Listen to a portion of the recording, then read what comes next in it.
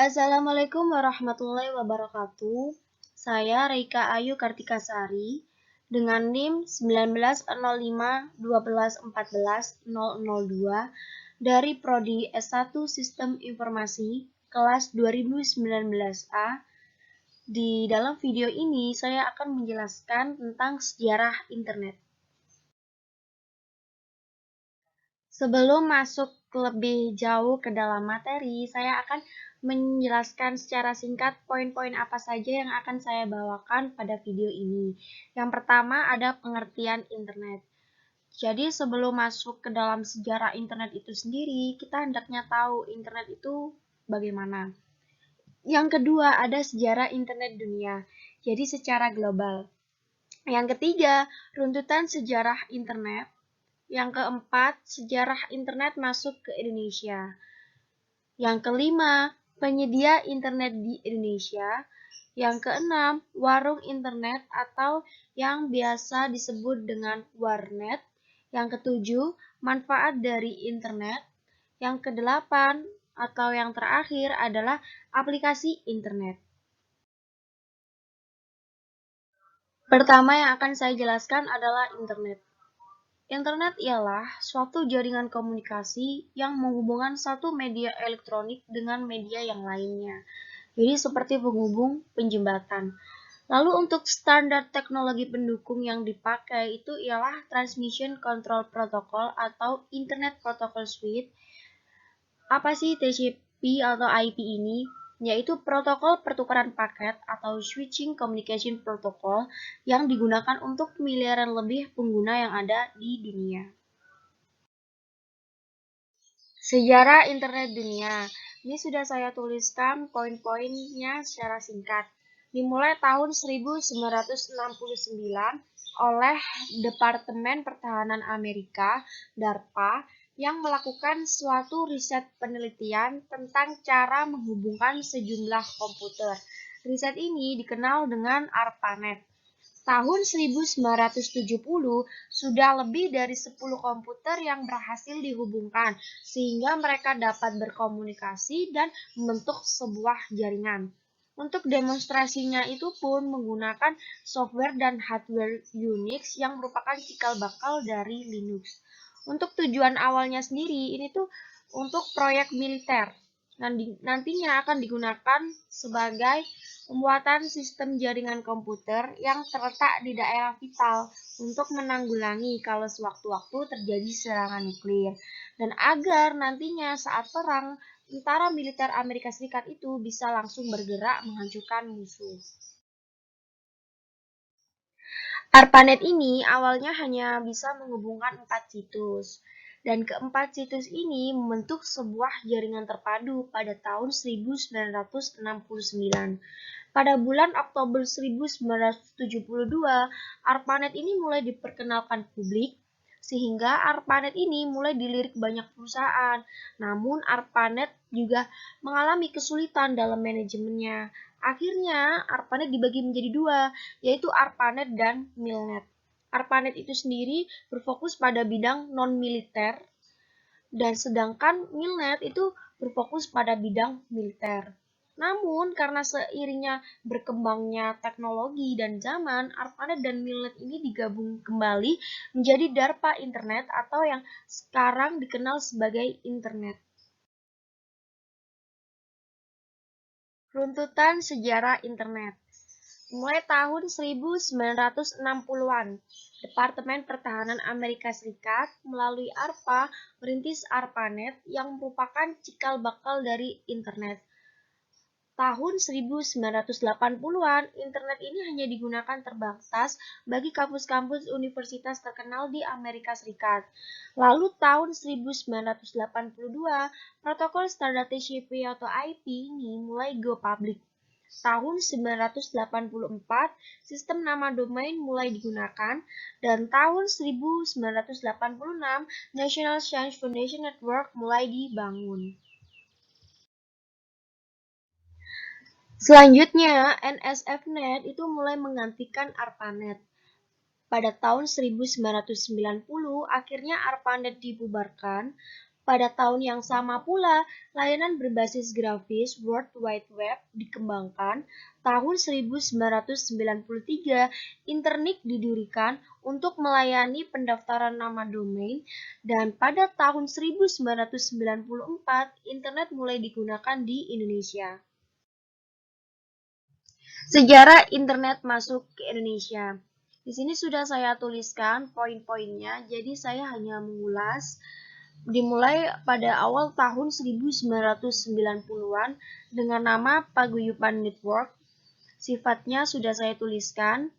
Tahun 1998 memanfaatkan chicks dari Inggris dan CompuServe dari Amerika Serikat dengan penggunaan dan pembedanya masing-masing. Lalu muncullah IP pertama pada tanggal 24 Juni 1988 oleh Universitas Indonesia. Saya cantumkan juga beberapa nama public figure yang berpengaruh dalam sejarah internet di Indonesia. Ada juga beberapa artikel media cetak, contohnya Kompas dengan judul Jaringan Komputer Biaya Murah Menggunakan Radio, dan majalah elektron Himpunan Mahasiswa Elektro ITB. Tahun 2000 itu juga Ono W. Purbo selaku koordinator dari AMPR-Net Indonesia mengordinasi dan aktivitasnya mengharuskan seseorang untuk menjadi anggota orari dengan mailing list berikut. Ini lebih terperinci lagi. Pada tahun 1986, ITB melalui Amateur Radio Club atau ARC dengan modal berikut dan juga nama-namanya sudah saya tuliskan. Tahun 1992 sampai 1994 itu merupakan tumpuan dari Paguyuban Net. Robi Subiakto itu merupakan salah satu pakar di antara para amatir radio yang mengembangkan komunikasi data radio paket sehingga didoronglah ke arah TCP atau IP. Ia juga merupakan core IP pertama dari AMPR-Net.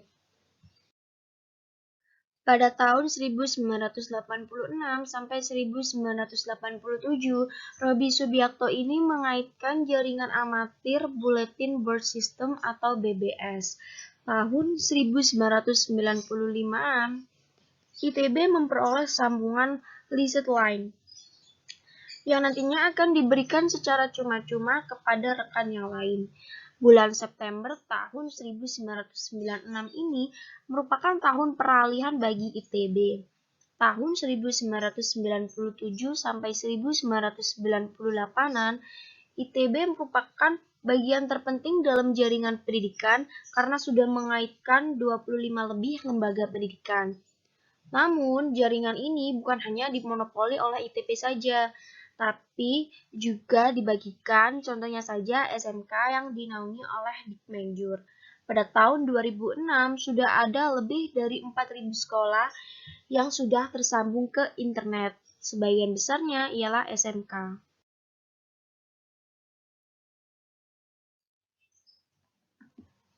Penyedia internet tahun 1994 itu yang muncul pertama kali adalah IPTekNet, dan juga pada tahun yang sama muncul juga PT Indo Internet atau Indonet yang dikomandoi oleh Sanjaya. Indonet ini merupakan penyedia internet komersial pertama di Indonesia yang berlisensi PT Lintas Arta yang terhubung ke internet memakai dial-up.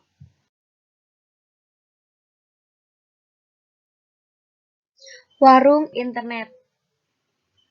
Pertama kali, tidak ada yang tahu siapa yang mengawali adanya warung internet ini. Lalu tahun aktifnya itu sekitar tahun 1996 sampai 1998-an. Tokonya yaitu Wasantara dari PT Pos Indonesia. Pada tahun 1997 sampai 1998, ada beberapa pioner yang mempunyai komputer yang terhubung ke internet di rumahnya, sehingga akhirnya mereka menyewakan komputer tersebut. Dan sampai saat ini dikenal dengan nama warung internet atau warnet. Ini ada sejarah singkat dari warung internet. Tanggal 25 Mei 2000 terbentuklah Awari di kantor Dikmenjur yang diketuai Rudi Rusdia. Namun, pada 2001, Rudy Rusdia ini diganti karena dinilai kurang transparan oleh para aktivisnya. Akhirnya, Rudy Rusdia ini membangun sebuah asosiasi pengusaha warnet komunitas telematika atau APW bersama dengan Abdullah Koro, Dr. Naswil Idris, Hani Sumakul, dan Adlinsya. Sifatnya itu berbeda kalau Awari hanya komunitas saja, tapi APW ini benar-benar ke komersial, bisnis warnet, dan pengusaha. Selanjutnya ada manfaat dari internet. Ini sudah saya tuliskan, ada 9 manfaatnya. Yang pertama ialah sarana komunikasinya murah, bisa menghemat waktu, sumber informasi yang kita dapatkan luas, tantangan baru dalam berbisnis atau berusaha, mendapatkan informasi pun kita juga tanpa batas, jangkauan informasi dan komunikasi yang kita dapatkan juga tanpa batas, memperluas ruang pertemanan atau relasi, media hiburan semua kalangan, dan yang terakhir mempermudah proses pelaksanaan sistem akademik. Jadi ini macam-macam dari aplikasi internet, ada resource sharing, komunikasi dan informasi, file transfer protocol, chat, short message service, wireless application protocol, voice over internet protocol, teleconference, dan mailing list.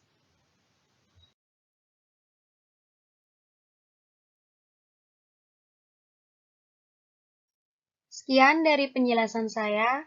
Terima kasih. Wassalamualaikum warahmatullahi wabarakatuh.